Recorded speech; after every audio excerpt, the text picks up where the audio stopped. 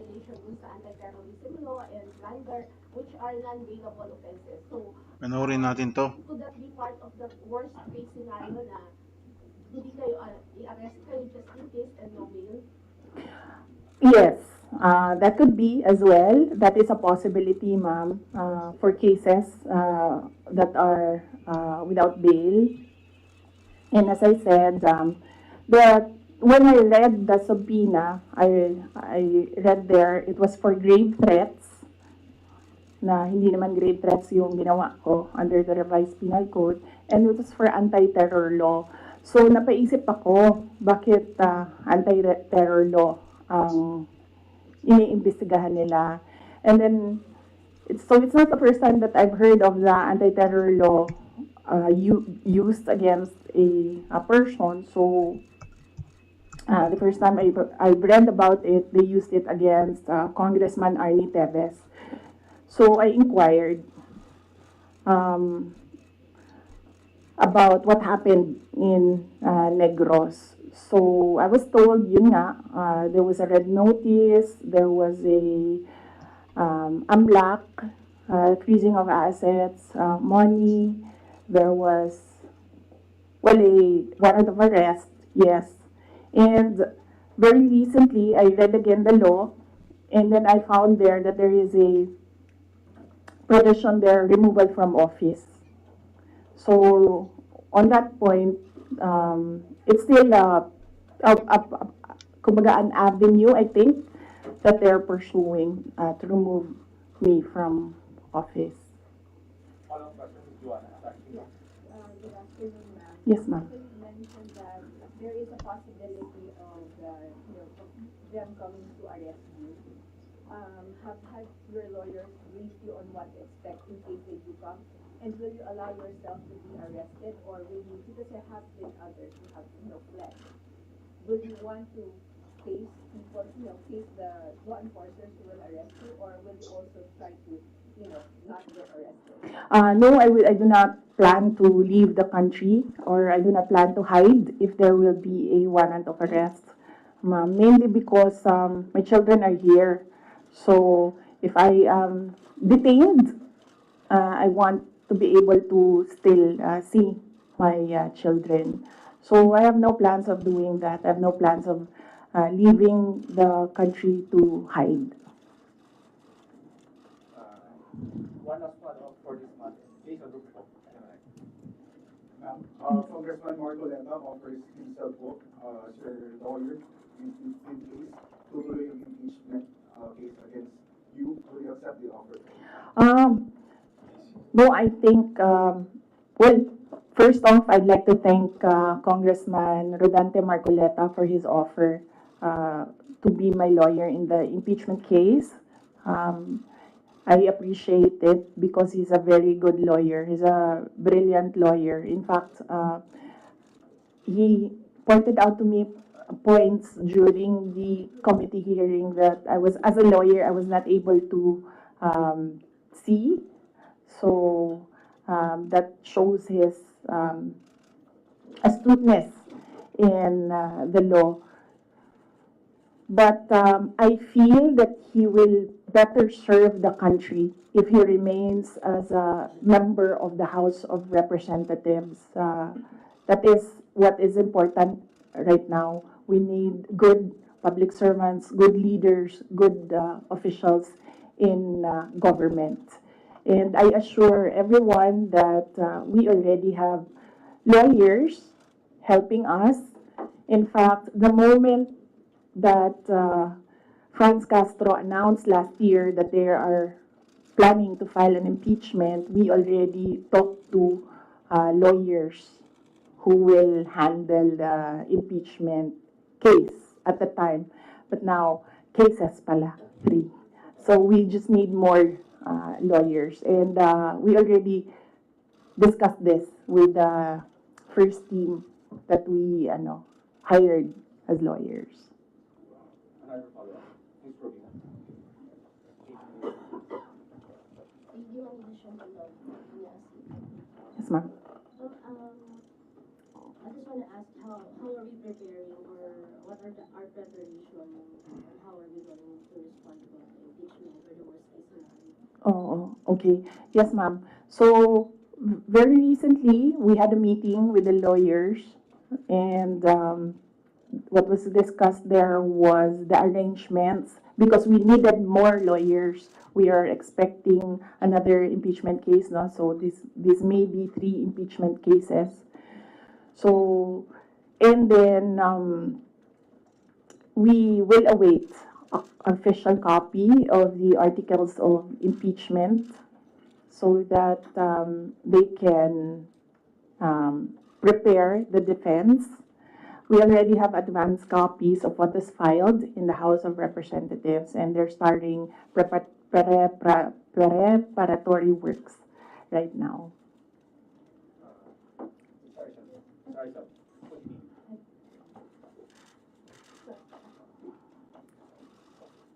Ma'am, most of your allies and former allies have changed positions or changed, their sides. How do you feel right now? And if, for example, the impeachment comes through, are you confident with the numbers both in Congress and the Senate? No, we're not confident with numbers, ma'am, because impeachment is a legal process and a political activity. So we are confident with the legal aspect of the impeachment because um, all the lawyers that I asked to review the initial drafts of the impeachment complaint really said that this is not, well, they would say it's not an impeachable offense and this is not an actionable offense, things like that, lawyer talk. But with regard to politics, that is a different matter altogether. So we do not know what will happen with But how that. do you feel that you're changing sides at this very moment or even before? Well, that's politics.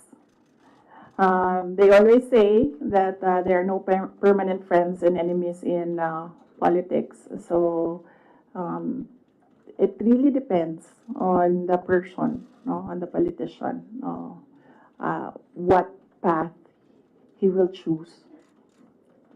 MC Reyes. Hi, ma'am. Ma'am, related to the worst case scenario. Yes. The House of Government Committee said that they are eyeing the possibility of filing plunder, technical malversation, and falsification charges, among others, against you and several other officials of the OVP and formerly the DepEd in relation to the alleged misuse of the confidential funds.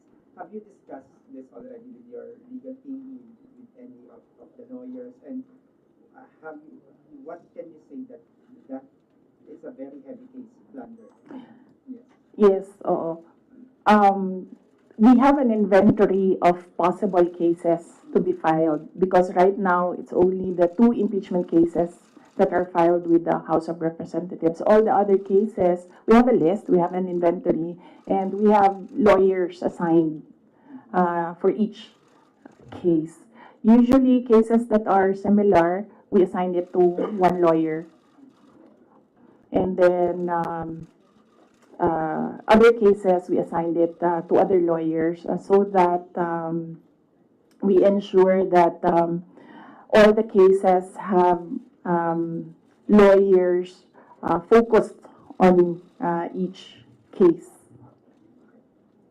Another follow-up. MC Samito, Popolate. Dennis Samito po from Botoranio, Philippines. Ma'am, na-consult niyo na ba yung family niyo about this? Dahil kanina nabanggit niya tungkol sa mga lawyers. About sa family, si PRRD, nakausap na po ba ninyo? And ano yung payo po sa inyo? Hindi pa kami nagkausap ni dating Pangulong Rodrigo Duterte.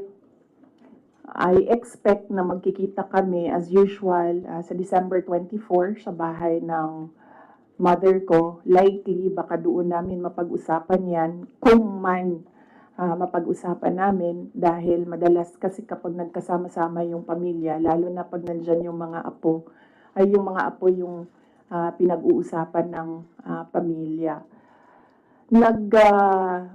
Nagsabi si Pangulong Duterte na magpapadala siya ng pera para sa pambayad daw ng mga abogado kasi alam niya na napakaraming mga abogado ngayon ang kinuha para sa iba't ibang mga kaso, pero nagsabi na rin ako through my brother, kasi yung kuya ko yung sinabihan niya, nagsabi ako na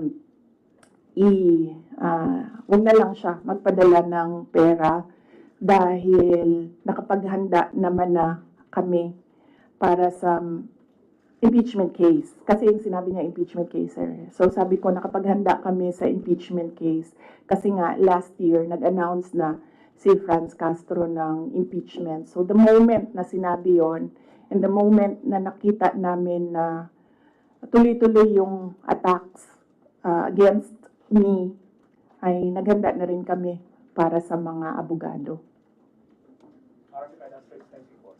Hi, ma'am. Mara Cepeda from Straits Times, Singapore. Ma'am, you already mentioned that your lawyers are prepared to answer the impeachment cases, but the opposition groups who filed the complaints against you are accusing you of being evasive in your answers in the alleged corruption and misuse of millions of confidential funds. Ma'am, baka you can offer an explanation also to taxpayers. How, kung above board po ba talaga yung paggamit nitong mga confidential funds? Para matapos na rin, ma'am, yung question once and for all. Yes, ma'am. I'm not being evasive. If you are referring to the to the budget hearing and the hearings in the House of Representatives, I'm not being evasive. I am not answering the questions because they have no authority to ask confidential questions. I am answering questions about the use of the money in the Commission on Audit, and there is no, you ask the Commission on Audit if there was anything at all that they can say or see that we are not cooperative with the audit. So it is wrong to say that I am evasive. I am definitely not answering questions about the use of the fund, about confidential funds, because it pertains to national security and the lives of the people involved in intelligence operations. And yes, as I said, we have fully cooperated with the audit process of the Commission on Audit, who has the sole jurisdiction to ask questions about the use of confidential funds. In fact, 2/4 of the Department of Education are already cleared by the Commission on Audit, but it is still being questioned inside the committee in the House of Representatives.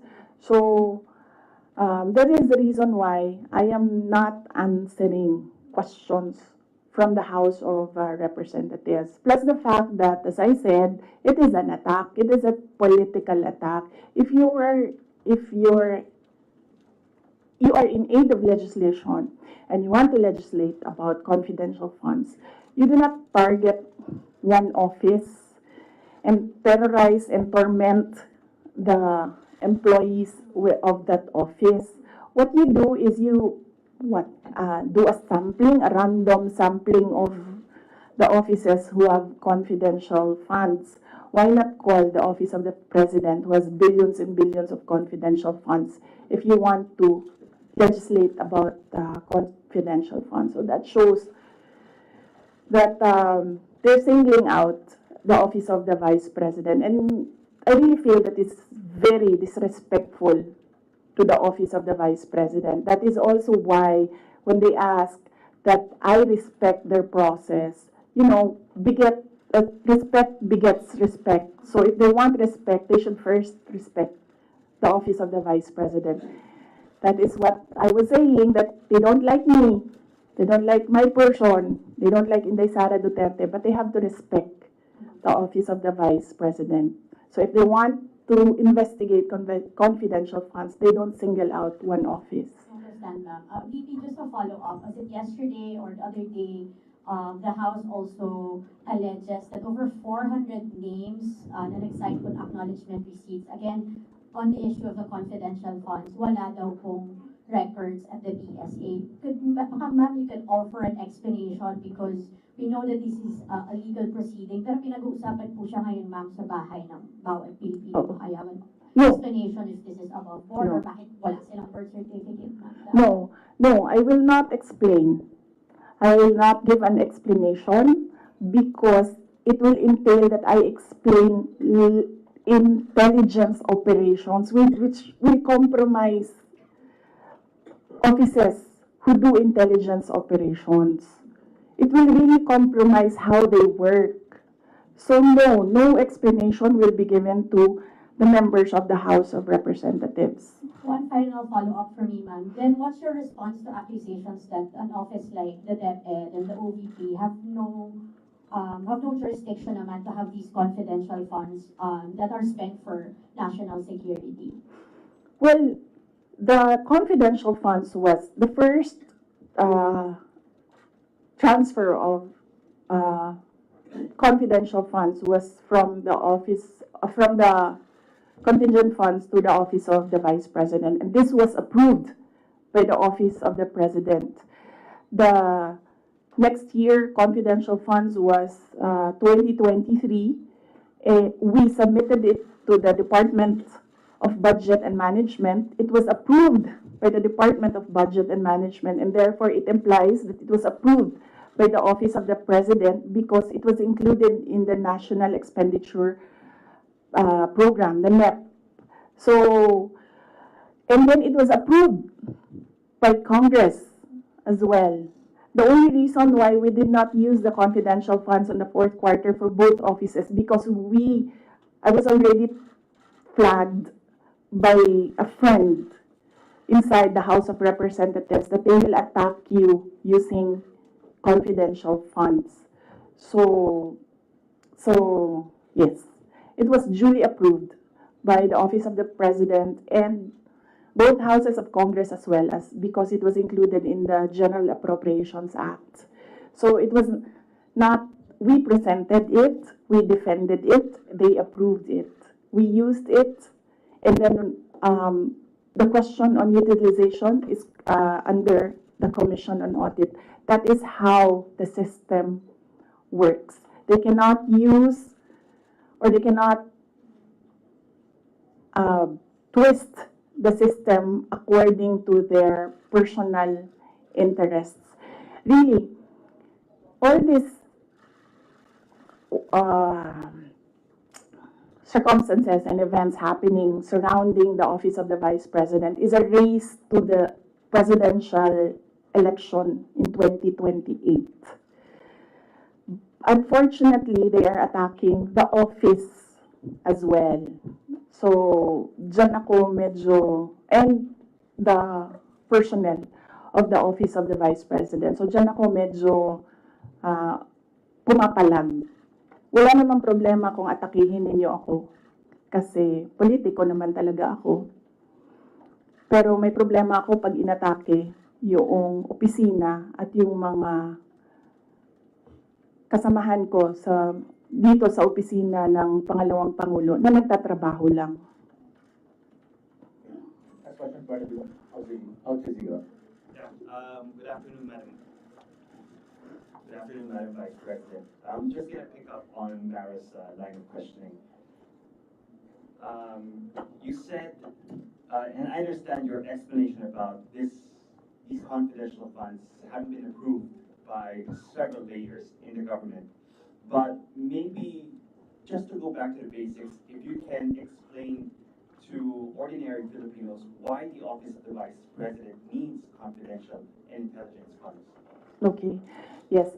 For the Office of the Vice President, it's not the first time that the office was granted confidential funds. During the time of Vice President Binay, the office was already given confidential funds. The confidential funds we use in relation to our work and national security. All the projects and the programs of the Office of the Vice President target poverty alleviation. There is a direct correlation between poverty and national security. So what we do is we want to target the areas where we put our projects so that we achieve peace and order, security. So we don't want to our projects put in areas where it is not needed for poverty alleviation. So we want to prioritize the areas. And the only way to do that is to use confidential funds to purchase information.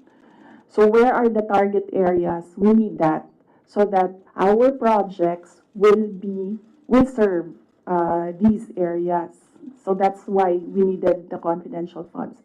In in the Department of Education, there is a correlation as well of the education and national security. In fact, that is one of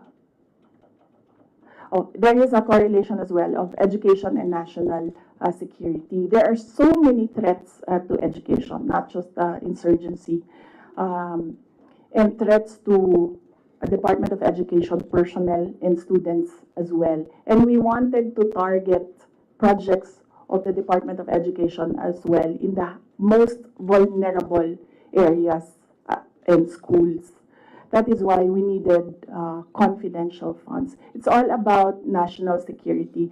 And the position of the Office of the Vice President and the Department of Education is that national security is a holistic concept. It's not just one, territorial defense, sovereignty. No, national security is about food security. It's about quality of education. It's about poverty alleviation and everything else that we need to do as a country to get us out of this poverty rut. But you are in the NTF-LCAP, so couldn't have your offices work with the NTF-LCAP as well as other government agencies that actually have national security mandates? In the NDF LCAP, they are only about ano yung meaning ng LCAP? And local armed conflict. And local community armed conflict. And local, there, LCAP. So that is very specific to that local conflict and communism. So as I said, the projects and the programs of OVP target poverty alleviation, and there's so many factors affecting poverty. And there are so many threats to education, not just insurgency. But there are also other government agencies with national security mandates that you can work with, your offices can work with. Yes, that is true, but we work far faster if we are allowed to purchase information and target our projects immediately on the certain school or certain barangay or certain municipality. We move faster if we can target our projects. Okay. Going back to the confidential funds, that was also about confidential funds, but the names that are being verified by the Philippine Statistics Authority, I know you said that you can't explain because they're confidential in nature, but maybe just a yes or no, because other names have cropped up, aside from Mary Grace Diablos, we have Chippy McDonald, Fernando Tempora, Carlos Oishi, Raymunda Nova. These were mentioned in a column at the Philippine Star, and Joel Chua, Congressman Joel Chua was quoted. Are yes or no, are these code names? Nakalimutan ko yung sagot ko. Sandali.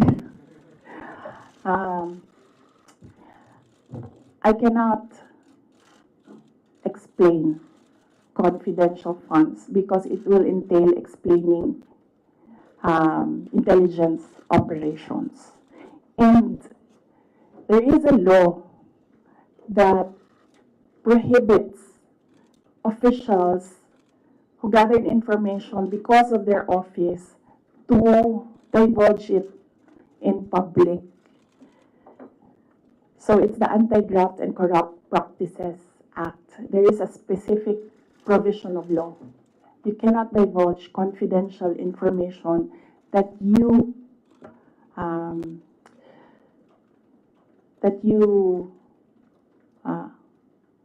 received while in office. So you won't even say these are No, that because code names? that will add to cases that may be filed against me. one last, sorry. Yes. Why the choice of a letter submitted to the NBI instead of an affidavit? Wait, hold on. I can answer. I can give you a very short answer with regard to ARs. I had nothing to do with the preparation of ARs. It went down to the grassroots level. So I had nothing to do with preparations of ARs. I was up here in the structure and money went down for information. So you have no knowledge why all these names were used in the acknowledgement receipts? In the first place, we do not even know if these are ARs which came from DepEd or OVP to COA because there's a chain of evidence supposedly. In law, there's a chain of evidence, handling of evidence. So right now, nobody can really answer that because nobody knows if these ARs are true. Because we don't know if it came from us. That's what they're saying. That's what they're alleging. Yes, that's what they're ARs came saying. from the OVP submitted to COA. Yes, but there is a legal process in the custody of evidence. So right now, we really cannot say if the ARs came from us because the ARs that are with us has not been checked with the ARs that are with them. You're denying that the ARs came No, from I'm just saying that we do not even know if the ARs with us are the ARs that are with them because the ARs from the field, going to the office, going to COA, that's not how you do legal work. It's not how you do legal work. There's a very stringent process in evidence. That is why even if there is no law prohibiting a person from divulging confidential information, person cannot answer that because we do not know if that paper that they're holding was the paper that came from the OVP in DepEd. Because there was no marking of exhibits. That was what I was telling Congressman Chua. You cannot ask the OVP personnel to say yes or no to an exhibit that was not marked as real and true, as correct, and as a faithful reproduction of the evidence of the office. So would your offices then be willing to certify? No, because there is no question about that from the Commission on Audit. It's only a congressman saying that this paper and asking what is this paper about. There is no case, and that is to ask that about the paper is the sole jurisdiction of the Commission on Audit. So then if the Commission on Audit asks, That is what I was saying. We have been fully cooperative with the Commission on Audit.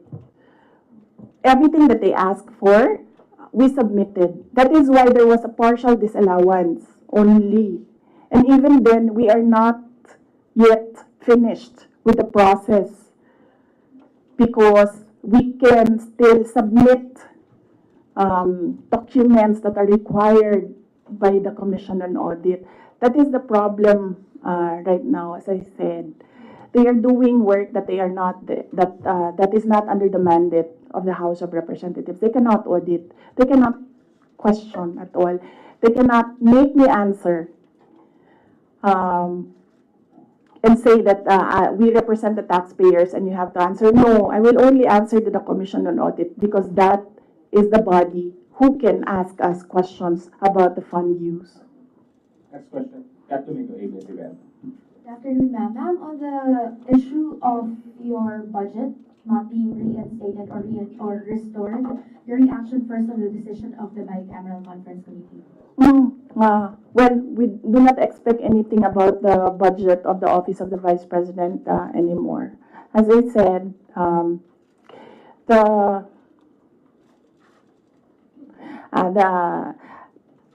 before I was saying that I am not the problem. I've been saying that I am not the problem. The problem of the Philippines is kahirapan, kagutuman, corruption, and all the other peace and order issues. But it is clear right now that they consider me as the problem already. So I will not help them solve the problem. Ma'am, a follow-up question. It's nearly January already. Your office will be filing a new budget request for 2026. How much do you intend to ask from Congress for 2026? We've not discussed that. We need to wait for the budget call because the budget call outlines the rules of your proposal for budget for your office. So we need to read the budget call before we can sit down and discuss a budget proposal. So ayan no, just just let her do her work. How come the other office are scrutinizing her about her work? So doesn't make sense, right? So hanggang dito na lang at just replay the replay. Okay, have a good night.